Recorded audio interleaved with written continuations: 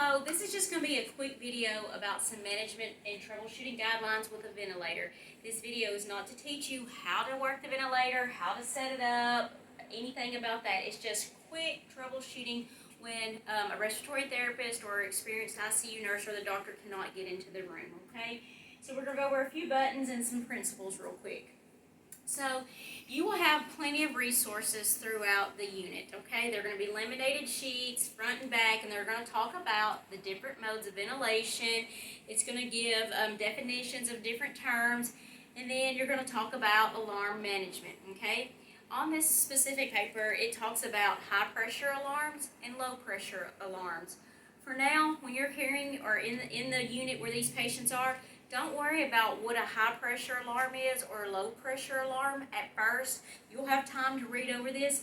We just want you to realize what an alarm sounds like when it's going off on the ventilator, and what are some troubleshooting things that you can do to aid in the nurse or the respiratory therapist should they not be able to get in there and check on the patient. So we'll just go over a few of the alarms, and like I said, the things that you can do with the ventilator, and you'll have your resources there for you. So if you're setting out the nurse's station and say you hear the alarm go off and the primary nurse or the ICU nurse and respiratory therapy is in another room intubating a patient, we want you to go in there. First, you'll do your donning of your PPE. You're going to go in the room. First thing you do, we want you to hit the silence button. So right here, you see red. You got a visual. You see red. You see yellow. And now you can hear it. Okay? That's an alarm saying, hey, something's wrong, okay? So we want you to hit the silence button right here. It's got a bell, the sound symbol, and then it's got an X over, and it says 2 minutes. So all you have to do is press this button, and it will silence the alarm for 2 minutes, okay? So silence that alarm, because there's going to be a lot going on, especially if you're not used to caring for patients on vents. This is going to be going off. Their monitor could be going off, so silence it. And then next, go over to the patient. We're going to talk about the principle of eye trace. So you're going to go to your patient. If your patient is wide awake, looking at you, coughing on the tube, biting on the tube, then we may have a problem with sedation. Maybe for some reason the sedation is not set correctly. Maybe the nurse meant to put 50 of fentanyl and only hit 5 of fentanyl, and now the patient's awake, biting on the tube. So check your settings on your sedation. Next, if they seem appropriate, they're appropriate levels, check your IV tubing. Say you have an IV line over here, and for some reason it's infiltrated, and you've got your fentanyl or your propofol infusing into the subcutaneous tissue instead of the vein. So check your IV access. Make sure everything is running through. That is one way to troubleshoot if they're awake. Okay, something's not adequate with their sedation. So next, you may go in the room and you see secretions coming up in their ET tube. We want you to feel comfortable suctioning them. So we'll talk about suctioning in just a few minutes. So let's go back. Our patient is laying here, they're asleep, sedation's good, there's no secretions. Next, let's trace our lines and see. Sometimes respiratory therapy may come in and change out lines or do something, and these can become unhooked. You hear that sound. That sound is very obvious that the ventilator is not hooked into where it needs to be, and you can hear the air from the ventilator. So just check all your lines coming through, making sure they're tight and they're plugged in, okay? So just follow your tubing down to your ventilator, and if you see everything is plugged up or tightened and there's no leaks and your ventilator is still going off, then you need to see if somebody else can come in, okay? So like I said, we're going to check our sedation level, we're going to look at our IV line, we're going to see if we need to be suctioned, and then we're going to trace our tubing down to see what's going on, okay? So you call for help. Say, hey, I've tried to do some troubleshooting. I need somebody in here. So while you're waiting, if you look up at the monitor and you see their sats are dropping, they're in the 70s, you can hit this button right here. It is the 100% FiO2 button. It's going to deliver 100% of oxygen over 2 minutes. The light will turn green, and then you'll see where it states that it's giving 100% FiO2. It's in progress. Okay? You can do that as a temporary measure while we're still waiting for the nurse respiratory to get in the room. Worst case scenario, they continue to desat and the ventilator continues to keep going off.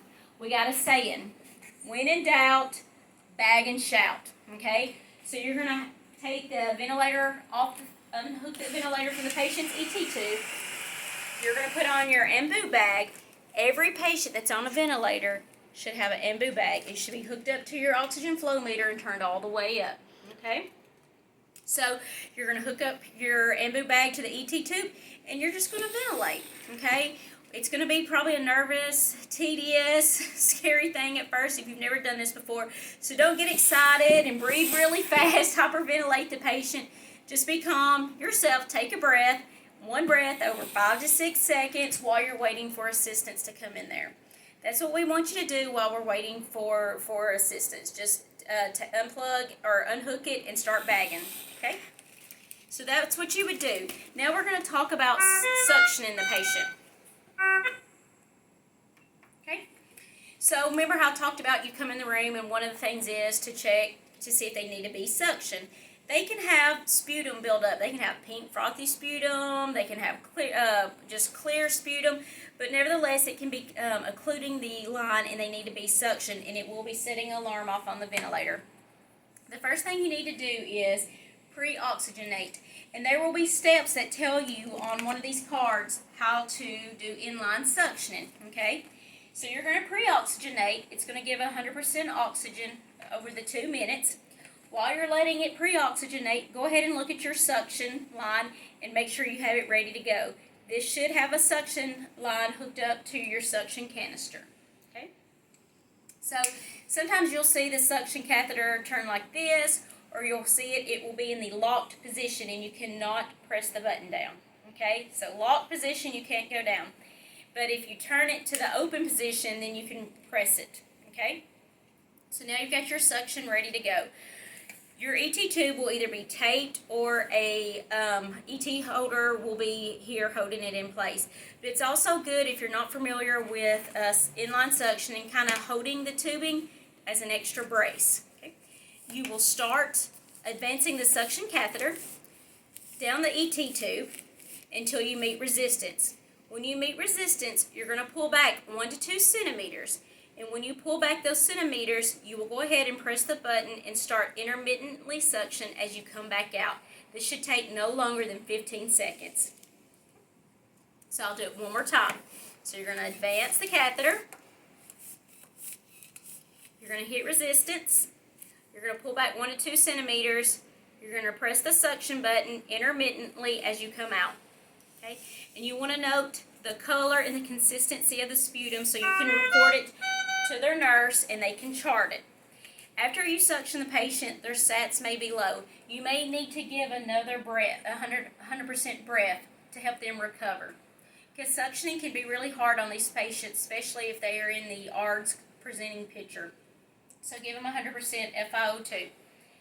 So now you have been able to go in, you've suctioned them, you've assessed if their sedation's appropriate, you've looked at your ventilator, you've acknowledged the silence button, and then the 100% FiO2 button. Respiratory may ask you to change some settings on the ventilator. We do not change settings on our own. It's up to respiratory or the doctor. One of the settings that might be changed, it could be your FiO2, your oxygen.